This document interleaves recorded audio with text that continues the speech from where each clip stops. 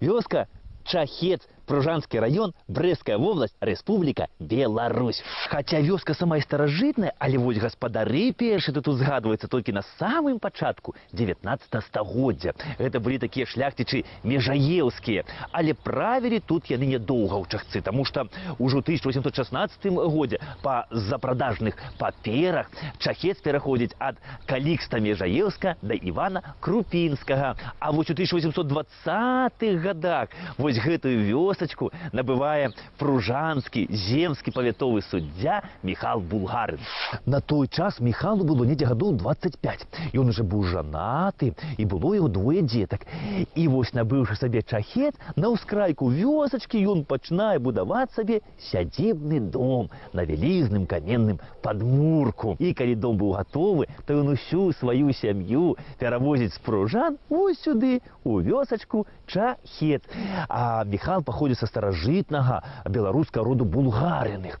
І ў яго захавалася вельмі шмат розных архіўных папер гэтага роду і старажытных кніг. І от уявіце сабе, колькі яго было кніг, што ён менавіта для кніг побач з домам будуе цэлую бібліятэку. Ну, конечно, не такую, як у нас у Менску, а крышачку меншую, ну, але ўсё ж такі кнігі там захоўваліся надзейна. І калі грымнула шляхецкае паўстанне, то Міхал Булгарын, як шляхціч, як чалавек адукаваны, канешне ж, падтрымаў паўстанцаў. А паўстанне гэта пачалося ў Варшаве ў 1830 годзе, 29 лістапада. Таму гэтае паўстанне бывае яшчэ называюць альбо шляхецкае паўстанне ці лістападаўскае. Я вось толькі дакладна не ведаю, ці удзельнічаў Міхал Булгарын у баявых дзеяннях. Але вось дакладна вядома тое, што вось сюды, у Чахец, прывозілі раненых паўстанцаў. І ў сядзібе Булгарынах ім аказвалі дапамогу.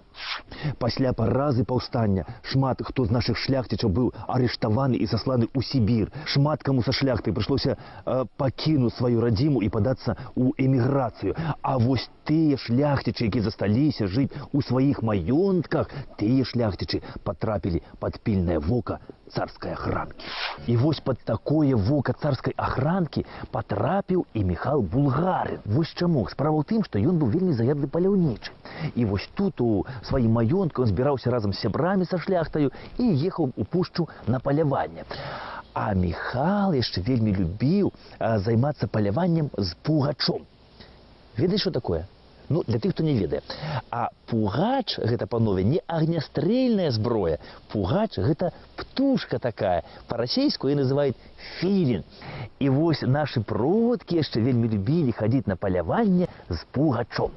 Яны бралі маленькае птушанятка, выношвалі яго, абучалі і пасля хадзілі на паляванне. І вось пугач, у адрозненне ад сваіх калег, там, сокала і ястраба, меў вельмі шмат пераваг.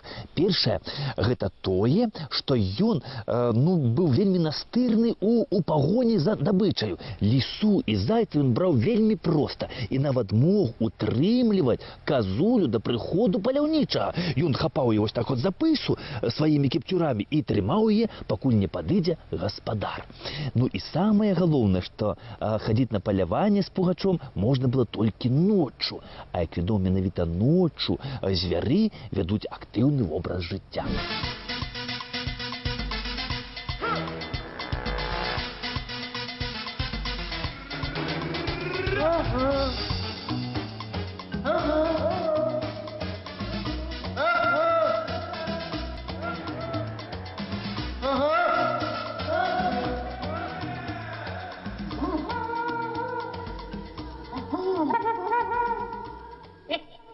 І вось уладам было дакладзена аб тым, што ў маёнтку Чахец у пана Булгарына па начах збіраецца шляхта, і што гэта, мусіць, нейкае тайнае таварыства збіраецца рабіць новае паўстанне.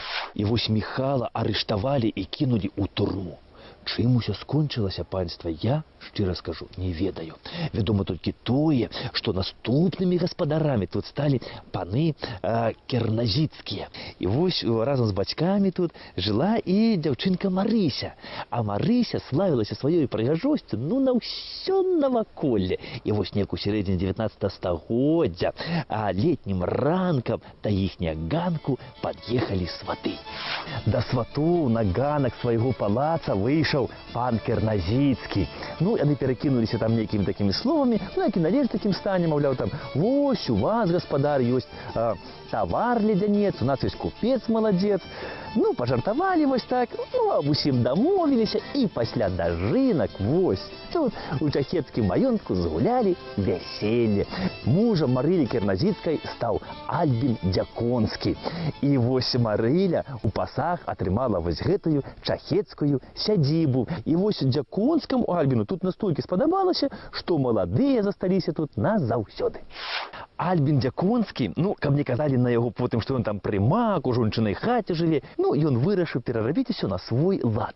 Ён крышку перарабіў дом Булгарына старажытны гэты і збоку да яго прыбудаваў вось гэтае двухпавярховае крыло. І калі да іх у госці на наваселле прыехала там уся радня і знаёмыя, то яны былі ў захапленні ад гэтай прыгажосці.